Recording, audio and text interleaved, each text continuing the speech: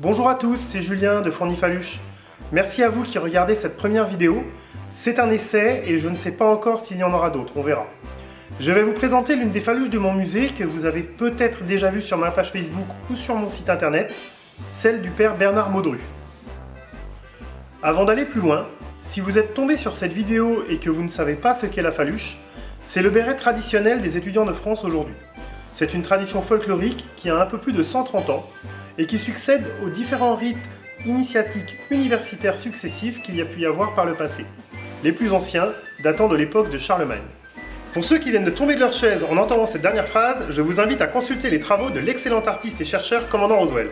J'ai obtenu la faluche de Bernard auprès d'un brocanteur bourguignon qui la tenait de l'héritage des frères Maudru, Jacques et Bernard. C'était une famille très religieuse, très croyante, comme beaucoup de familles rurales à l'époque. Jacques était le plus connu des deux.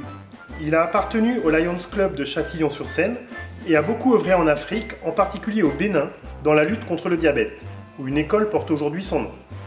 J'ai pu entrer en contact avec un ancien président du Lions Club qui m'a parlé de son ami Jacques. Selon lui, il est fort probable que Jacques ait eu lui aussi une faluche puisqu'il a étudié les mathématiques à l'université de Bourgogne à Dijon. Malheureusement, je ne sais pas du tout ce qu'il en est advenu.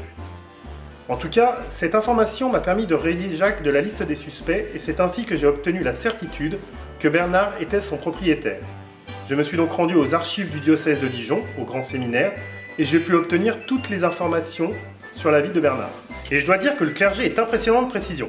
Et je me rappellerai longtemps du sourire de l'archiviste qui m'a accueilli, ravi que son travail soit enfin utile à quelqu'un. Bernard est né en 1924. Il a été éduqué à la maîtrise de Dijon de 1932 à 1939, c'est-à-dire de ses 8 ans jusqu'à ses 15 ans. La maîtrise, c'est une sorte d'école privée catholique rattachée à la cathédrale. Pour les Dijonnais qui regardent, elle a fusionné et fait aujourd'hui partie du collège Saint-Bénigne.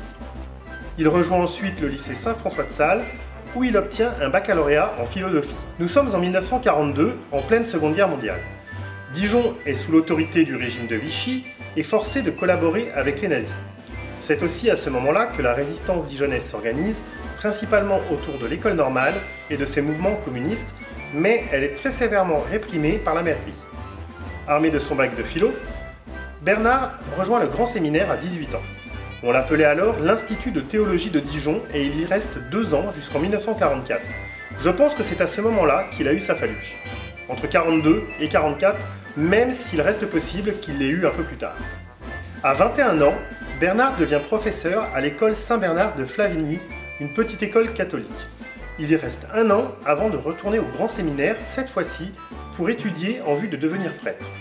Il y reste de 45 à 48 et est ordonné le 29 juin 1948 à la cathédrale Saint-Bénigne de Dijon. En pleine guerre, Bernard n'a pas dû porter souvent sa faluche, elle est d'ailleurs en très bon état, même si on peut voir qu'il manque quelques insignes sur le circulaire. Le dessus de la faluche est entièrement vide. Il n'y a ni écusson ni ruban.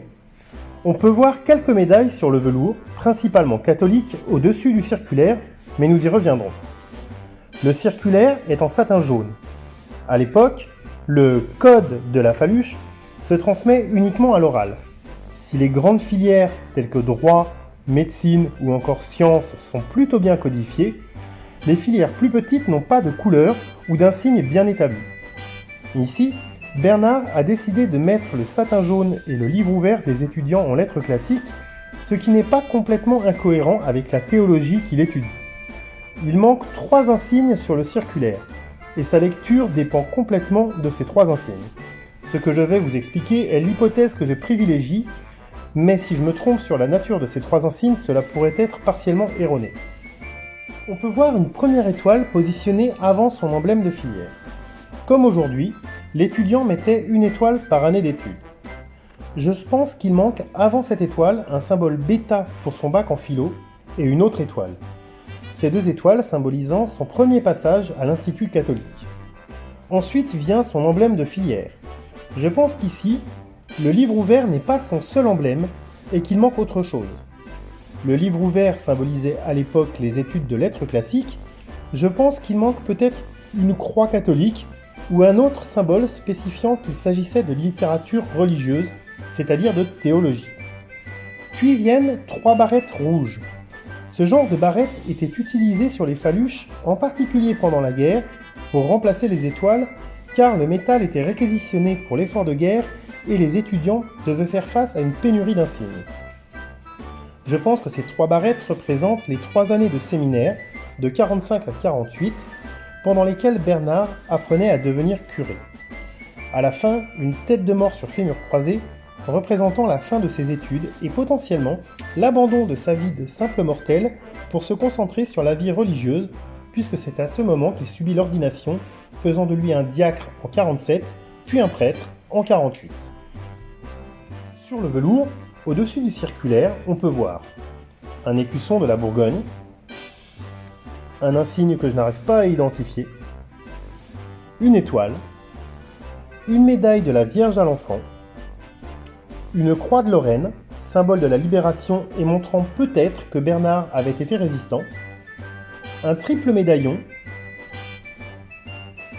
une petite croix chrétienne, un autre insigne que je n'arrive pas non plus à identifier, et enfin un pins du GEC, la Jeunesse étudiante chrétienne. Il s'agit d'une association nationale d'étudiants chrétiens appartenant à la Grande UNEF qui avait beaucoup d'adhérents à cette époque jusqu'au début des années 60. Une fois devenu prêtre, Père Bernard a ensuite travaillé comme professeur à l'école Saint-Bernard de Flavigny où il avait débuté en 1943, puis il a été nommé directeur de cette même école. À partir de 1964, il devient aumônier scolaire à Beaune, puis en 1974 à Dijon, en particulier à l'école Saint-Bénigne qui a alors fusionné avec la maîtrise de Dijon, celle qu'il avait fréquentée quand il était enfant. Il devient curé de paroisse en banlieue dijonnaise en 82 et prend sa retraite en 91. Il rejoint plus tard une maison de retraite pour prêtres où il décède en 2004. Enfin, on peut voir sa dernière demeure au cimetière de Dijon dans un caveau commun du clergé. Merci à tous pour avoir regardé cette vidéo. J'espère qu'elle vous a plu et si c'est le cas, n'hésitez pas à lâcher un pouce bleu. C'est bon pour le référencement, il paraît. Si vous avez des remarques ou des questions, n'hésitez pas à les poser en commentaire, je répondrai à tout le monde.